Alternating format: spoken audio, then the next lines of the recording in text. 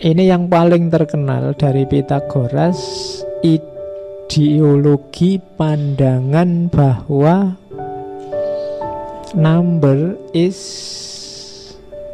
rules of the universe. Hakikatnya alam semesta itu angka. Ini kan unik. Kamu selama ini menganggap matematika itu kan sesuatu yang tidak ada hubungannya sama sekali dengan dunia mistik, apalagi filsafat yang dalam. Katanya Pythagoras enggak.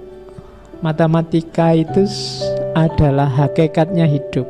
Alam semesta ini oleh Allah diciptakan dengan rumus-rumus yang pasti. Kalau hari ini mungkin kita menyebutnya sunnatullah.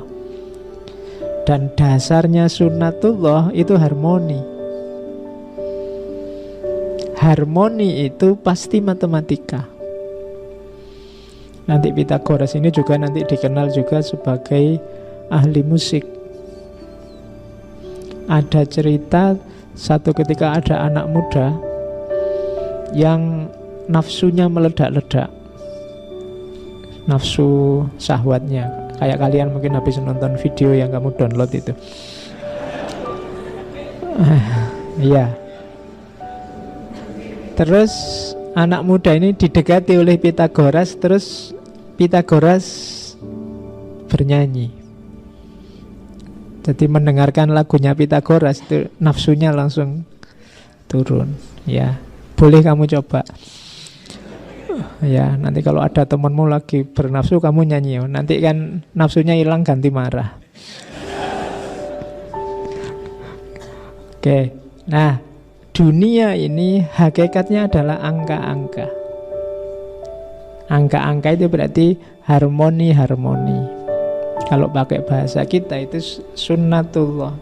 Jadi semesta ini diciptakan, kalau bahasa di situ, dengan perbandingan-perbandingan, dengan harmoni. Ada panas, ada dingin, ada, itu kan harmoni-harmoni. Ini kan kalkulasi-kalkulasi matematis. Musik kan juga begitu, notasi-notasinya harmonis. Jadi hakikatnya alam justru harmonis. Allah itu membuat sunnatullah untuk dunia ini biar seimbang, harmonis.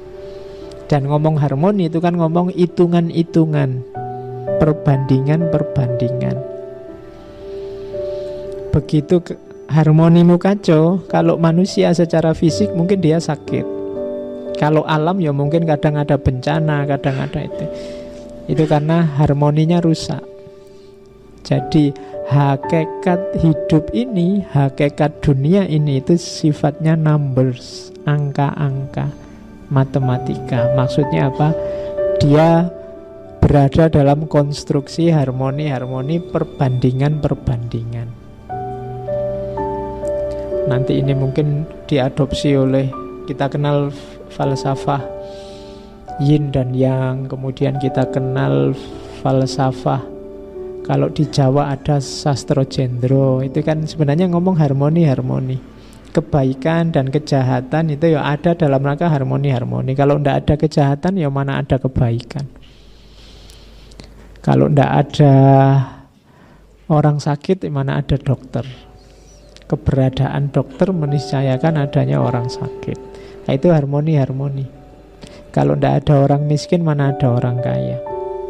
Nah, logika-logika semacam ini kalau diterjemahkan secara verbal ya lahirnya angka-angka, keseimbangan. Disitulah maka katanya Pythagoras, number is rules the universe. Angka-angka ini yang mengatur dunia. Dia yang membentuk alam semesta. Berarti apa? Dialah hakikat dari realitas, hakikat dari alam semesta. Tidak ada satupun hal, makna keduanya, yang tidak bisa dikenai angka-angka. Laptop ini jumlahnya berapa? Kamu akan menyebutnya angka. lebarnya berapa, panjangnya berapa, dan seterusnya. Kamu marah berapa lama, sejak kapan, mulainya jam berapa, selalu angka-angka. Apapun, tidak ada yang tidak bisa dikenai kaidah angka-angka. Maka hakikat segala sesuatu kalau versinya Pythagoras ada di angka-angka. Oke, ini pandangan yang paling terkenal. Agak aneh mungkin karena selama ini kita anggap matematika itu ya logika biasa di luar dunia mistik. Tapi Pythagoras mampu menyambungkannya. Jadi ternyata angka itu sakral. Dilanjutkan lagi mendaya gunakan angka, maka lahirlah mistik angka-angka. Saya tidak tahu ada hubungan apa dengan Jawa misalnya. Di Jawa itu kan selalu ada pitungan-pitungan. Orang menghitung, kamu lahirnya bulan apa, tanggal berapa. Oh kalau gitu jodohmu tidak boleh yang hari ini tanggal sekian. Itu kan hitungan-hitungan. Entah Pythagorasnya yang dapat pengaruh dari tradisi timur karena dia banyak jalan ke timur, atau sebaliknya, saya tidak tahu. Tapi Pythagoras juga yang punya gagasan angka-angka sebagai mistik. Angka 1 maknanya apa? Itu kan kalau di ajarannya Pythagoras misalnya, di situ diyakini misalnya angka 1 itu simbol dari awal segala sesuatu. Kemudian angka 2 itu simbol dari materi. Materi itu kan sifatnya selalu dualitas. Besar, kecil, panas, dingin, dan seterusnya.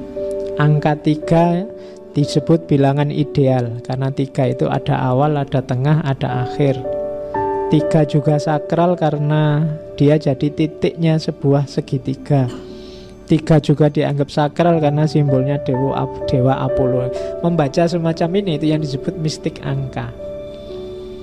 4 itu lambangnya 4 musim.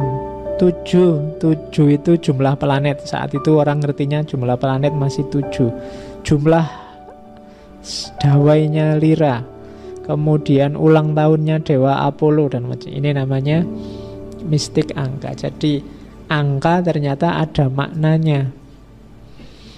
Yang akrab dengan tradisi, saya tidak tahu ini tradisi Islam apa tradisi, yang jelas tradisi mistik.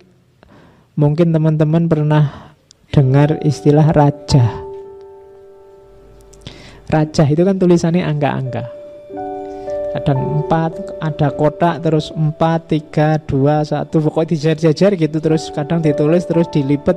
Taruhlah ini di depan pintu sehingga bahaya tidak masuk. Itu raja. Itu sebenarnya sama logikanya dengan ini, mistik angka. Jadi setiap angka punya daya. Dia menyimpan rahasia sesuatu. Oke, yo. Mungkin menurutmu sekarang ala Pak, yo angka kan ya sekedar angka. Yo level kita memang belum nyampe ke sana. Jadi wawasan saja sementara ini. Oke.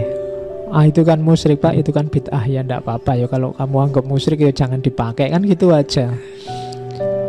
Jadi ada yang punya logika semacam ini. Kalau angka 2 itu genap, simbolnya maskulin. Angka 3 itu ganjil, simbolnya feminin. Maka angka 5 adalah simbolnya pernikahan, karena 2 tambah 3 sama dengan 5. Oh itu, iya, lo itu Pythagoras. Ya, jadi ini kan membacanya agak rumit. Kamu boleh pakai simbol-simbol kayak gini kan jarang orang ngerti. Kalau ngajak nikah yuk kan enggak enak. Kita 5 yuk. Nah, selama ini kan 2 atau 3, sekarang kita jadi 5 yuk. Itu namanya mistik angka.